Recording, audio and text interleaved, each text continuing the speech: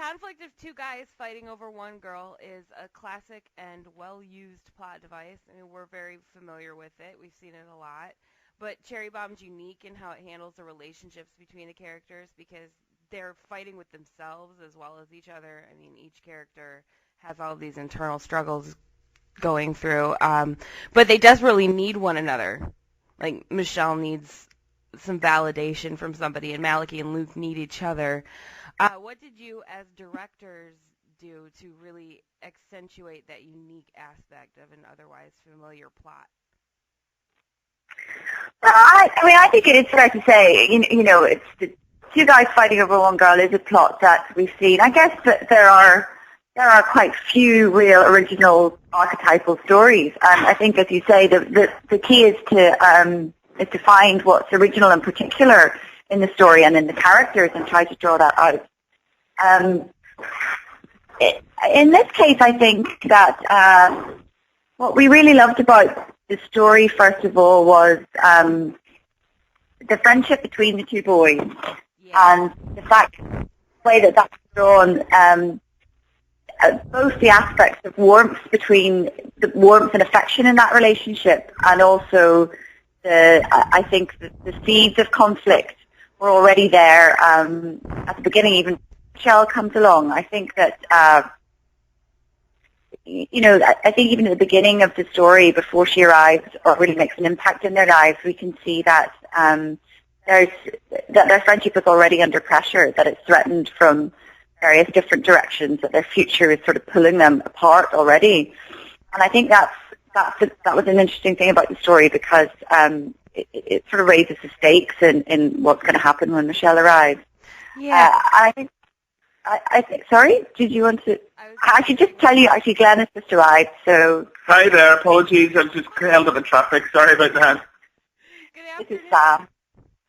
Hi, Sam. Hi. Well, we only got one question in, so that's good. Can you hear me okay? We're losing you a bit again, Sam. Oh, okay. That's better. You've come back. That's okay. Okay, I think it's I'm just looking up and I'm pulling away from the microphone because I'm on a headset. So. Okay, no problem. You're grand now if we just keep it like that. That's great. Okay. So Michelle, and for Michelle, I think it's all. I think in all the characters, it's a lot to do with the subtext of what's going on. She appears very rash and confident, but quickly we realize that she's vulnerable for various reasons. Yeah. I think that's a testament to a great performance from him, that we're always aware of that, those nuances in the background. She doesn't come across like a real heartbeat or a vixen. Yeah. We're always aware of that vulnerability in her. And so I think a lot of getting across that subtext comes from, great performances by the actors. Yeah, it was interesting how sweet she kind of seemed, even though she was supposed to appear brash. I liked that. Can you guys hear me okay? Getting a little faint again. Yes, you've disappeared a bit again. I'm almost ready to call you on my regular phone. That's louder now. You're okay now, if we can keep it that way. Okay. All right. I've just got to put it right next to my mouth. All right. The next question. We've been seeing some nice reviews for the movie. Empire Magazine is calling Cherrybomb powerfully cinematic. I don't know if you guys have seen that one. And I'd have to agree. Yeah. It's very great, yes. Everything from the choice of color in each scene, like the way the set was decorated, there's all these really bright, vibrant colors, to the incorporation of the text messaging kind of popping up on the screen like that, did give the film something larger than life. What aspects of the film were very important to you in order to keep it as cinematic as it turned out to be? Well, I think right from the very start, we were quite keen to make the reality that the boys lived in slightly heightened. There have been a lot of films made in Belfast which are quite gritty and real. It's about a kind of a grey, war-torn streets of Belfast, and those films are great. And there probably will be more films made like that, and great ones. But what we wanted to do with this was something different. So colour was important to us right from the very start,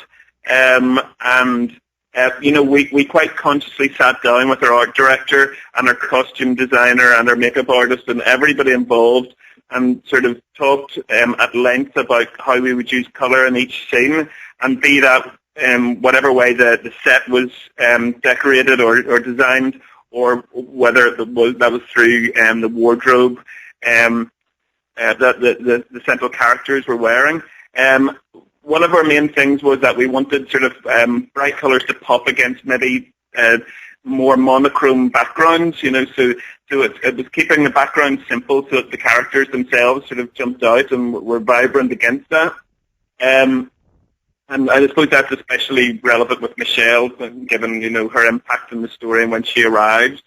And as far as the text messaging goes, I work as I have worked as a graphic designer, so obviously typography is something that really interests me. So when we decided that the text messaging was going to be quite a central strand to the storytelling, to think of a creative way to do that was always important to us, and we brought in a design company based in Belfast called Frank, who did a really great job. They're very skilled in motion graphics. So we sort of went through they sort of came up with some ideas, and we went backwards and forwards and tried a few things out.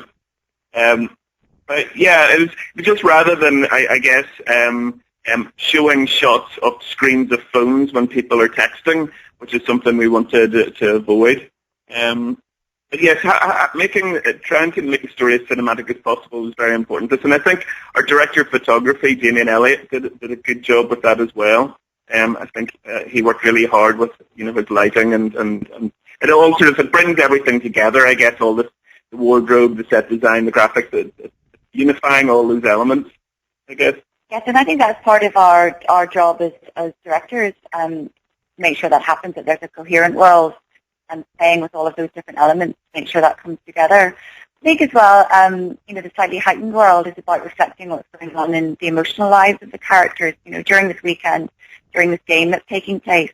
Anything that's happening in the outside world sort of falls away in terms of importance. So, what we're really focusing on is this kind of heightened world that they're involved in for this whole time.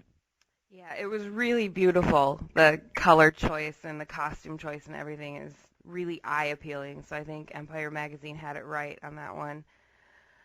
Thank you very much. Very nice. Was there any significance to the large amount of tennis balls? They appear in many scenes, from Curly and Donna to the ending pool scene, and we were just curious if there was something deeper involved in that, because they're just everywhere. Well, they are everywhere, quite right. The tennis balls, I think, were part of our ideas for the the Leisureplex background, and I think within that world, it's a sort of we wanted to really heighten that world. There's a lot of patterning in there. It's almost like Eden that Curly is trying to create, this paradise, but actually it's really feels really hellish in a way. Yeah. There's this sense of this lurid patterning. It's like this lurid conformity against which the chaos of the young kids in the story, the young people in the story, feels like quite a desirable thing. Yeah. What else to say about the tennis balls then? They are lovely against the nice blue water in the pool. Yeah. It's another way the bright colors are popping out like that. I thought it was very yes, it's part of that larger sort of patterning thing that we were doing within that world. I suppose it's treating the visual. I suppose it's trying to treat the visual in a sort of painterly way, and it's using kind of what you could, objects that you dress into a set in that painterly way, and splashes of color and patternation. Yeah, it's neat looking. It kind of struck us when we were thinking about it. Was there a lot of ad-libbing on the set, or did the cast basically stick to the original script? Was there a lot of ad-libbing, did you say? Yeah. I don't know that there was ad-libbing so much as there are always obviously a few little bits and pieces and great moments that you end up in the final film. But by and large, I think it was mostly the original script. Yeah, I think it was mostly the original script. There are a few bits and pieces, I guess, which weren't scripted, which, you've got to kind of pick those things up as they happen and kind of run with them a little bit. But yeah, by and large, it was the script. I mean, it tends to be the way we work, really. Yeah, some directors, work with a very loose script and give let actors improvise the whole scene, but that's not really the way we work. We like to be always aware of the unusual and interesting things that can appear, but it's not really our... Yes, I think things do arise, and you have to be ready. New things, new moments can arise as you're working with the actors, and you always have to listen out for those things because they can be really wonderful little details and lines here and there that are just perfect because they understand the characters really well. Yeah. So we'd never be closed off to things like that. No. But the basis, I suppose, is the original script. We did a good bit of rehearsal before we started with the actors. So there may have been little changes here and there along the way. It's quite hard to remember, actually, because you start to remember the scenes that, you see playing out. Yeah. And the words on the page seem like a long time ago now, I suppose. Yeah, I guess, yeah. How long was the rehearsal? Sorry? How long was the Sorry, rehearsal? we're again a little bit there. Okay. Did you say how long was the rehearsal? Yeah. Yeah. We rehearsed for a few days beforehand. It was actually, I think about a week before we went on set that we had the three leads in a room at the same time. They all came over to Belfast, met each other, and we all worked together really then for a few days. Yes, I wouldn't have said it was a full week because during that time, there was a week that they were in pre-production with us, but during that time as well, they had to go off for makeup and hair tests and wardrobe tests.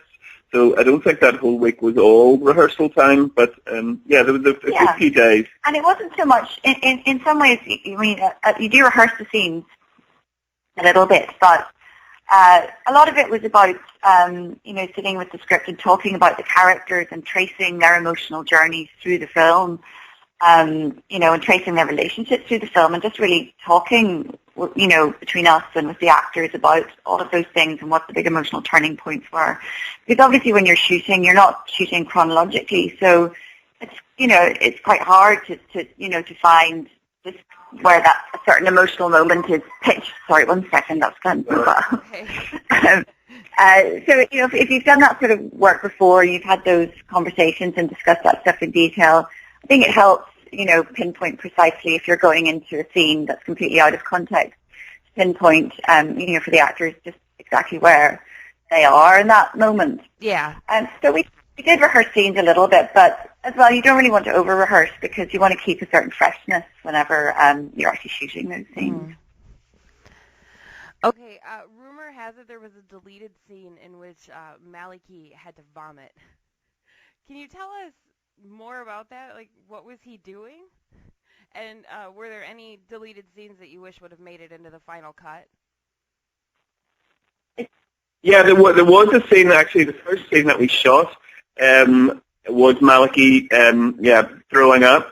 But that was really the night after he had gone out and painted on the garage doors. Yes, so when you see, there's a scene at the minute where you see him looking at his sleeve and he's got the red paint on it in the bathroom.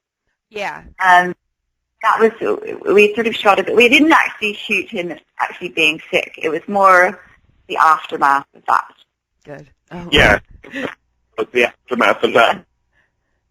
Of vegetable soup or anything involved. You're not missing anything very lurid, I promise. Okay. Were there any deleted scenes that you wish would have made it? Well, I mean, we were there editing the film with our brilliant editor, Nick Emerson. So, I mean, I think you make a lot of difficult choices in the edit, and one of the things that you have to keep in mind is that it's about the shape of the film as a whole, and whilst there may be little bits that you love, they might not really help that overall shape or rhythm or pace, and if they're not essential and working within that overall structure, then sometimes it's better that they go, even if of themselves you think they're really nice scenes. Yeah. There are a few deleted scenes. Actually, there's a deleted scene with Michelle and Donna. After Michelle has found out. Oh. So that's quite a. I'm sure that will pop up in the DVD. It may well be in the DVD extras. Yeah. So, yeah, there are a few deleted scenes. Okay. Yeah. Yes, I'd say there might be one or two to look out for in the extras. Oh, excellent. Well, at least we get to see that. I'd love to see a confrontation between Michelle and Donna. We heard that the love scene between Malachi and Michelle was shot as a continuous 10 minutes. Like, you guys didn't stop. If this is true, did Rupert and Kim improvise the laughter that was during that scene, or was it in the script? There was a little bit of fun laughter there. Yeah, they were. We didn't shoot it all continuously because, it's a few different shots. If you sort of see the way the way that scene plays out, there are a few different angles that we use.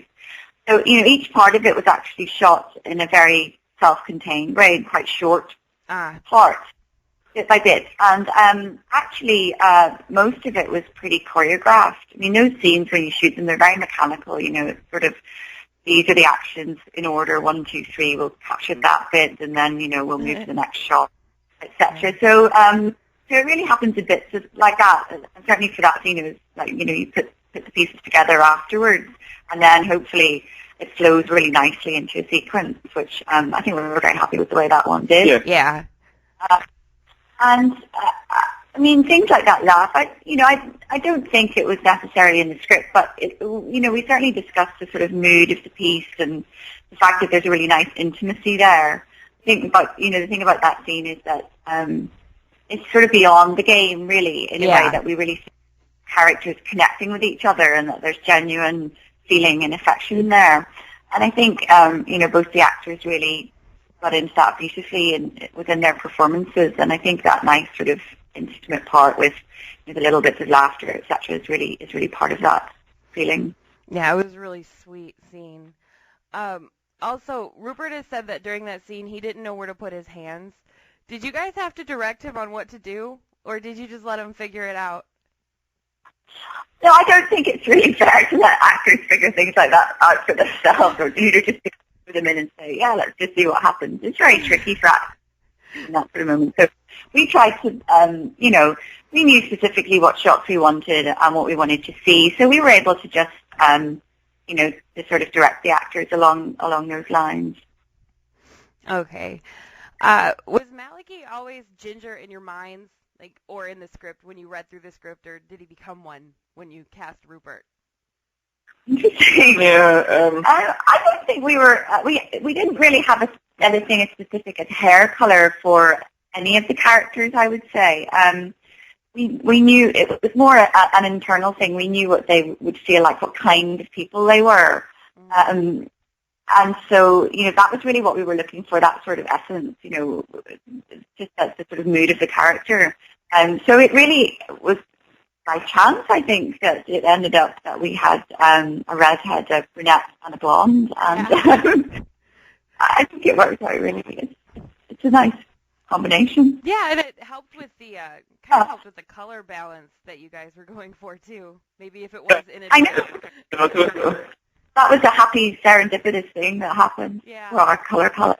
Definitely. In your personal opinions, how do you think Rupert will fare in the industry as his career begins to move away from Harry Potter? I think he'll do very well. I mean, I think he's a very talented actor, and I think he'll be brilliant. I have absolutely no doubt that Rupert's going to have a fantastic career. He's such a talented guy. I mean, he's such an instinctive, intelligent actor. We sort of knew that was going to be the case, and we were really blown away by his amazing performance as Malachi. So I think, the sky's the limit for Rupert. I think it's going to be very exciting to watch what he does now. Yeah, absolutely. Awesome. Glenn has said that Italian actor Marcello Mastroianni, I don't know if I'm pronouncing that right because I just looked up pictures of him. He's been an inspiration to you. In what ways? Because, I mean, you guys are on different ends of the filmmaking. In filmmaking, I would say maybe not necessarily Marcello Mastroianni, but I guess Fellini is always a director that I absolutely love. Marcello Mastroianni would have been perhaps his muse. Oh. He's often in his movies. But sartorially, certainly his clothes I admire greatly, and I admire the films that he's in. And Fellini is one of my favorite directors of all time, and his films have a heightened reality about them as well, and it can be very visually strong. So, yeah, he's definitely an influence. What about you, Lisa? Are there any other filmmakers or actors or artists that have influenced your work? Oh yeah, I think there are lots along the way. In terms of filmmakers, these questions are always hard, just on the spot. Some of my favorite filmmakers are Cassavetes. He's a fantastic director. He did things like killing Chinese. He's always one of my favorites. I just love the performances that he gets from the actors in those films. They just seem so raw and surreal, and I think I don't know another director who manages to see that to that degree. There's also a director I love called Chris Marker, who short film La Jetée is one of my favorite movies. It's an amazing film. You should check it out. It's actually about half an hour long, and it's entirely shot in stills, hardly any moving image. Oh, beautiful. Neat. Oh, what's the name of the film again? Just so everyone hears it. La Jetée. It means the pier in French. Oh, okay. La Jetée was a little bit of an influence. Jean-Luc Godard would be another big influence to me as well, French New Wave. And Godard's film Alphaville and La Jetée were two films that influenced our first short film, The 18th Electricity Plan. Mm-hmm. I don't know, have you seen The 18th Electricity Plan? No, I was looking for it, and we were actually going to ask a question about it. Like, is there any way for us to get a good link for it? Because I'm actually going to put it up. With it. We're going to put a link to it through our blog, actually, so it should be up there soon. It should be up in the next week, I would say we'll have it up. So, you can check that out. But certainly, Chris Marker and Jean-Luc Godard and the French New Wave are always an influence. And I guess in this film, I mean, for Cherrybomb, films that influenced us were Jules Jim, which is a Francois Truffaut film. I think that was definitely an influence. And also... it's a real classic coming-of-age movies, I think, like The Last Picture Show, which was a real touchstone for a wonderful film. That's a good movie. It's a great movie. It's a great movie. We love that movie.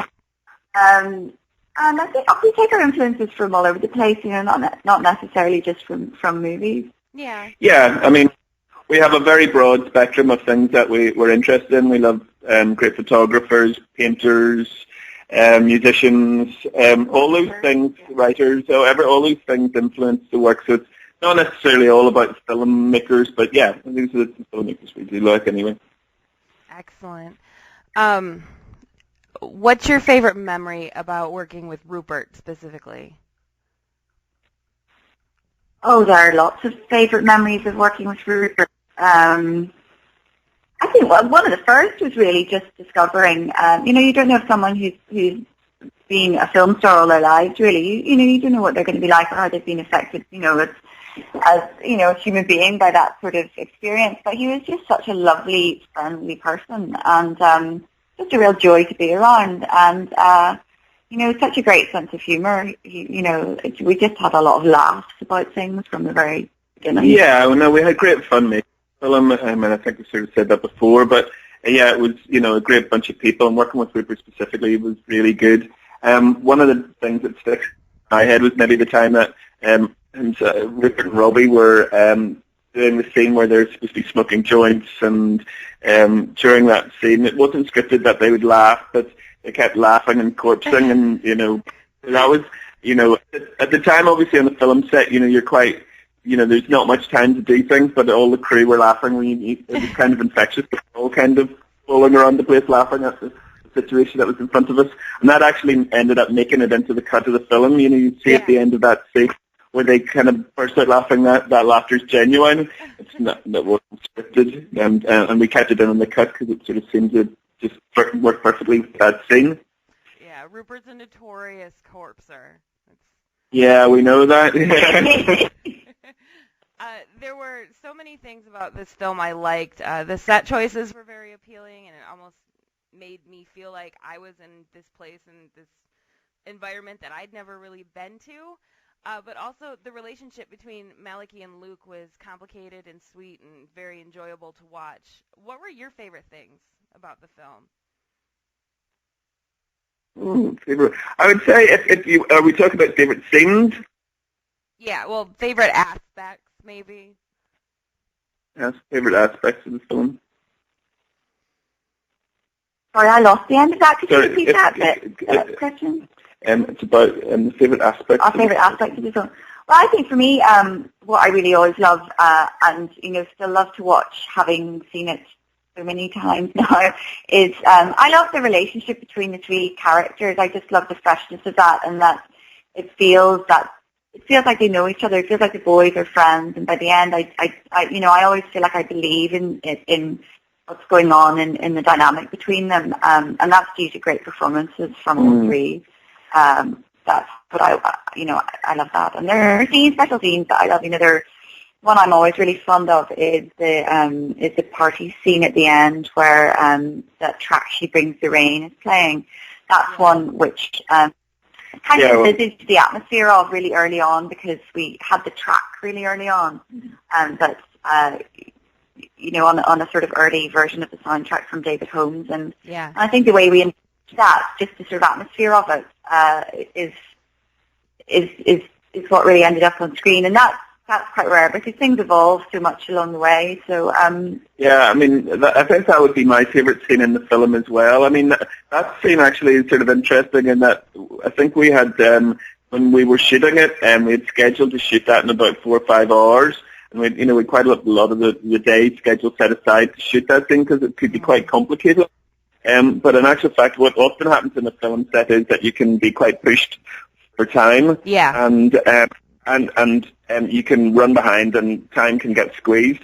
And I think we ended up having 45 minutes to shoot that. And I mean, it has to be said, had we not been able to get the right shots, we would have come back to it. But we had 45 minutes at the end of the day, and but we had quite clearly worked in our heads what the choreography of the whole thing.